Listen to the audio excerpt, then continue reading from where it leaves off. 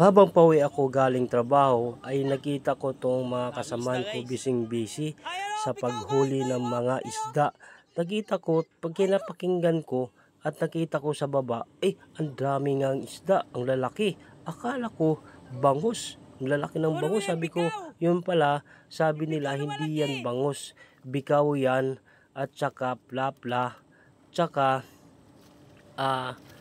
aruyo, tsaka tilapia, hito, kung ano-ano pang mga isda na nandito sa loob ng area na to. So itong area na to guys, open area to at hindi ito fish pan guys ha. Yan at tinatapon-tapon na lang dito yung isda sa harap ko dahil ang dami-daming isda dito guys sa loob ng area na to. Ang dami talang isda guys, akala ko nga bangus.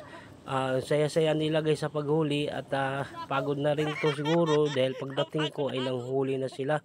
Ayan nga guys, daming isda na nahuli at katulad niyang mga bikaw, ayan, plapla, tsaka tilapia, ang lalaki guys, hito, ang lalaki ng mga isda dito guys na nahuli nila. Kaya bising-busy sila sa paghuli ng isda guys, katulad niya no, ang lalaki. Ang lalaki ng mga isda na nahuli nila dito sa loob ng open area na to guys. Sawang-sawa kami dito guys sa pagkain ng isda na to guys. Ang dami naming nahuli nito guys. At ang dami ding mabiyaya, ang dami ding nakinabang dito sa isda na to guys. Ang daming nabigyan dito na mga isda na to guys. Ang dami ring napasaya. Dahil yung biyaya na galing sa taas at kalikasan ay namahagi tayo at hindi naman natin mauubos yan guys. At siyempre huwag natin ipambili at ibahagi na lang natin sa mga nangangailangan din guys. So ang daming isa nito guys at katulad yan, akala mo goldfish, sobrang dami, sobrang lalaki. Ang lalaki ng mga isda na nahuli dito sa loob ng open area na to guys. Akala mo guys, makikita mo dyan, akala mo bangos, akala mo isda na yung pala bikaw lang pala, bikaw at saka plapla guys. Goldfish, parang goldfish fly guys, lalaki ng mga isda guys, katulad ng bikaw, ang lalaki ng mga isda. At swerte ka talaga dito sa isang isda, isang ulaman na talaga, busog-busog ka. Sarap iihaw nito guys, ang sarap ng isda na to guys dahil hindi naman pinapakain to ng mga feeds, natural lang to guys, natural na lumaki lang dito sa ilog. Kaya yung mga isda dito guys, huling tuwang-tuwa sa paghuli ng isda dahil ang daming isda na talagang akala mo naglalaro lang sa tubig dahil itong area na to guys ay pinakawalan na yung tubig para maibsan na yung tubig dito at mahuli yung mga isda dito na sobrang laki.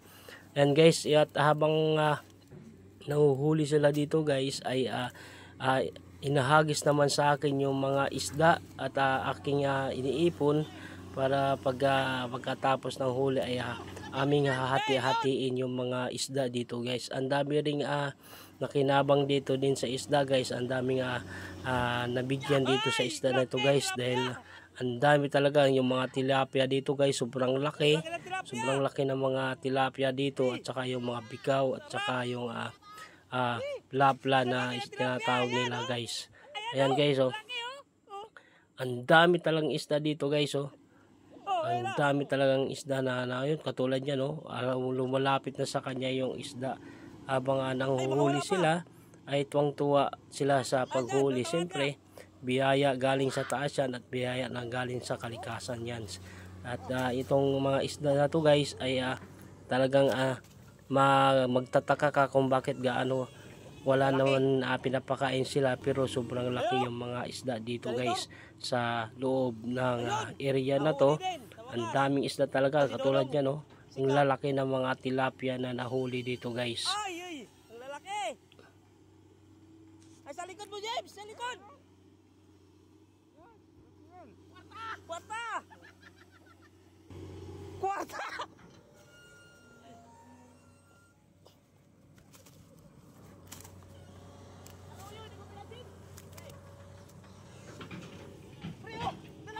Dalag, malaki.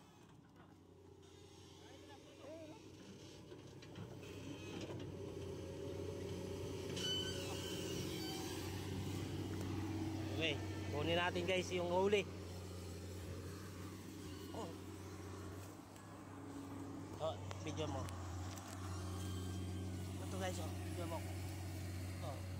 Ito, ako. Oh? Dito, tayo. Malaki. Katulad nito guys, ayan, so sobrang laki.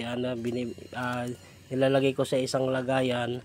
Ayan o, sa sobrang dami. Ang lalaki ng mga bikaw guys. Oh, ang lalaki ng mga bikaw. Ang dami nga nahuli guys. Ang dami na nahuli nila guys. Oh, ang daming isda na nahuli talaga dito guys. Akala mo fish pan dito guys eh.